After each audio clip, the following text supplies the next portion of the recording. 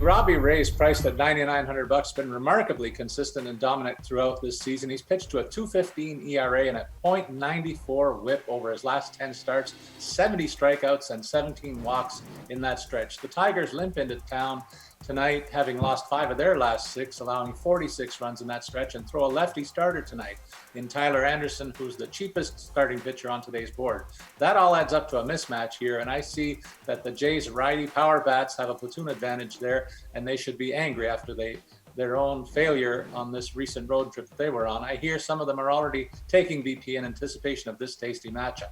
I have been waiting for Blake Snell also to resemble the guy who's dominated in Tampa colors for years. He struggled for much of the season in San Diego, which is a big surprise to me, but appears to have figured things out over his last 3 starts, where he's allowed only 3 earned runs over 17 innings pitched, including 25 strikeouts and only walking 8 and 2 homers allowed. Tonight he costs $800 on the nose, facing the Phillies, who come into this one on a 4-game loser, including 3 to the lowly D-backs, during which they scored only a total of 10 earned runs. Snell's mound opponent Matt Moore has pitched to a 5.63 ERA and allowed 8 homers in his last 40 innings pitched. I'll have a lot more references to him in our hitters section.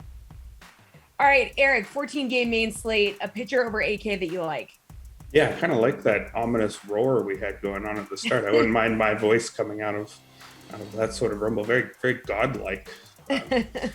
I'm not sure if that would make my Chris Sale pick here sound even more impressive, but I'm going to go with Chris Sale at 9,700.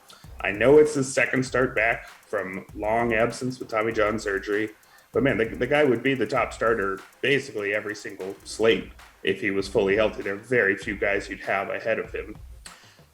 There would be reasons we wouldn't like him in his second start. The main would be workload related, but he got up to 89 pitches in his season debut, so I'm not really concerned there. I think he should have a shot at hitting 100, and even if he only hits 89 again, I mean, these days that's a perfectly normal number for a starting pitcher. His velocity seems basically fine in his season debut. 93.1 mile per hour on the fastball is just a half tick below his career average. It's below what his peak was, but he can totally have success at that level. That's not at all far from where he is for most of his career. And he had 8 strikeouts against 0 walks in his season debut. So I think he's totally fine. He's, maybe not peak Chris Sale right now, but 9,700 is perfectly fine price for somebody who's 90 to 95% of Chris Sale. And he's going against a Rangers team that has been downright awful since the break. They have a 54 WRC plus as a team. The next worst is at 74. They're hitting 191 since the All-Star break as a team. The offense as a whole is over 2 wins below replacement level. So it's not even really an MLB club that he's facing. So even though, more reason to worry about him than normal, I think this is about as good as the setup as you could hope for in your second start back from Tommy John surgery.